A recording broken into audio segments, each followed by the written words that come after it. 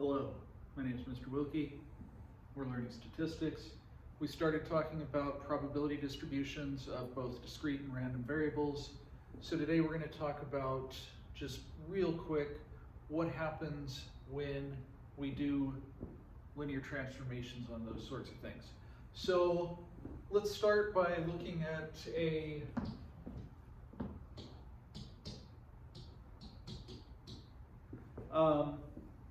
let's look at a discrete distribution, and we'll say this is possible amounts that a worker has made in their job for a week or whatever. So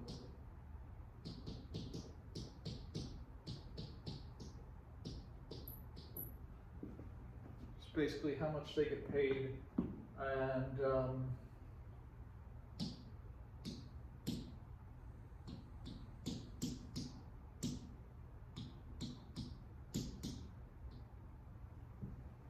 so first things first, do we know what x is? Well, let's see, it has to add up to what? 1, right? So this would be 0.3. All right, so to find the mean, all we have to do is multiply each thing and add. So 100 times 0.1 plus 150 times 0.15 plus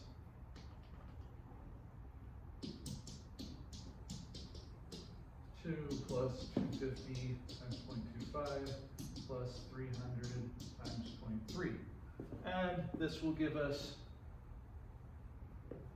the average. So this would be 10 plus 22.5 plus 40 plus 62.5 plus 90.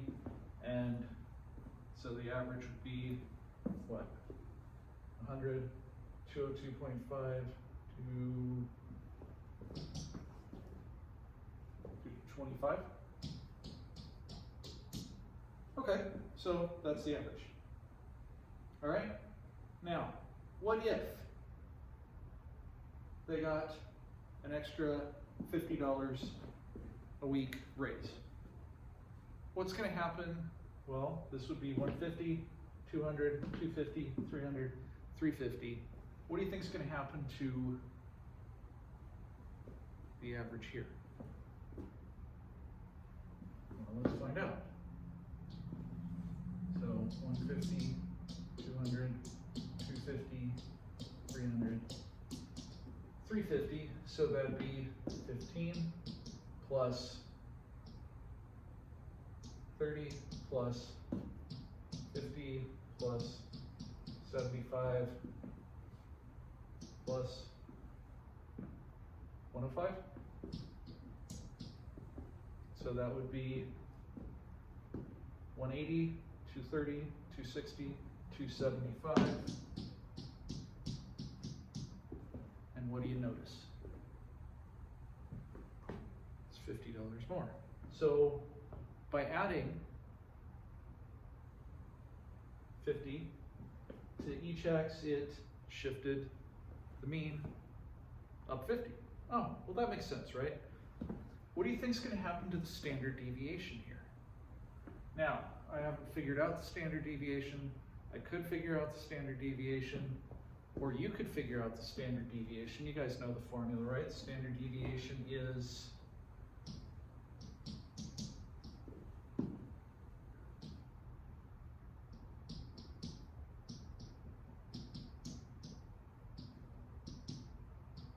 that. Sorry, something with all that. Okay, so if you figure that out, what you're going to notice is, I'll let you pause it if you want to try it. And what you notice is the standard deviation is the same. So adding something doesn't change the standard deviation. Does that make sense? And let's think about why. The standard deviation is how spread out everything is. So if I take everything that's here and shift it here, it didn't spread out any further, did it? So that doesn't change the standard deviation. Adding to something doesn't change the standard deviation. What if I multiply?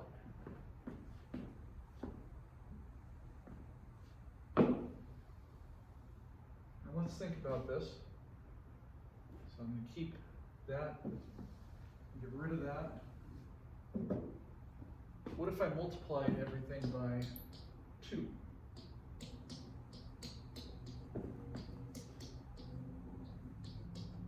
I said, take your salary and double it. All right, so that's going to be 20.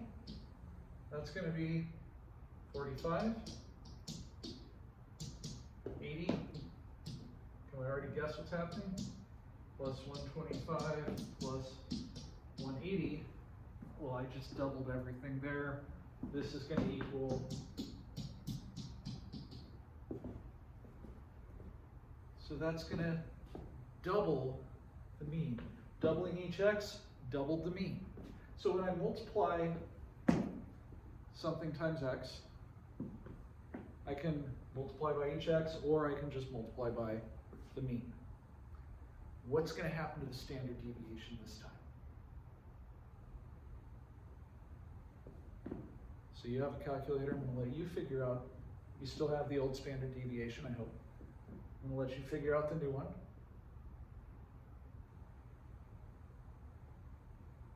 And what do you notice? The standard deviation is doubled. So when we're doing linear transformations,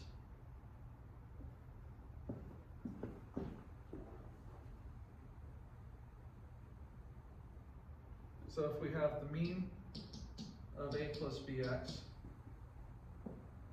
add, multiply, it's going to look like that. Standard deviation of a plus bx. A is not going to change anything. This is just going to be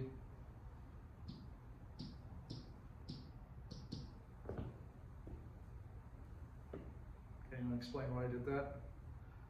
Well, sure, it worked when we doubled it, but what if I would have multiplied it by -2? It would have been negative. So we have to square it, make everything positive, and then square root it. Okay?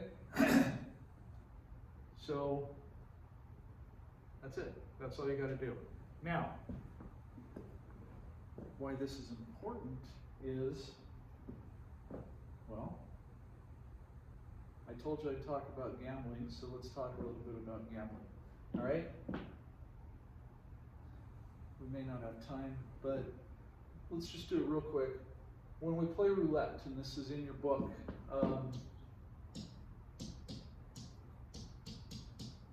so if I'm betting on a single number,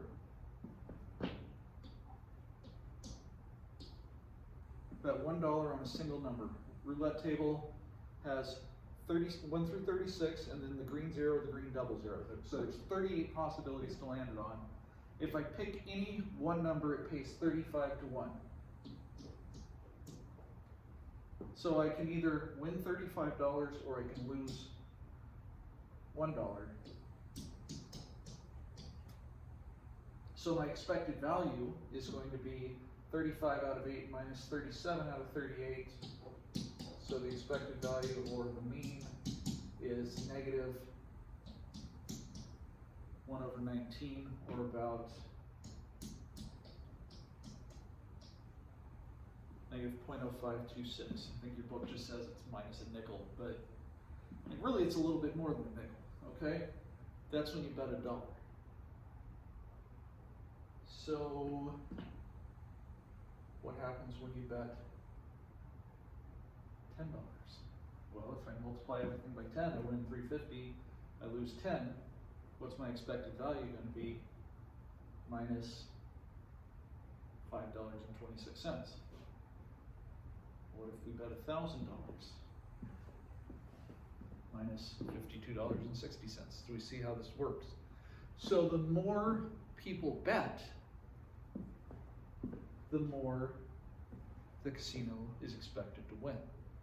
So the casino, their job is to get you to bet more, get you to bet bigger. The bigger you bet, the more you can win, but also the more in the long run they're going to win. Okay? So there you go. Gambling lesson for today.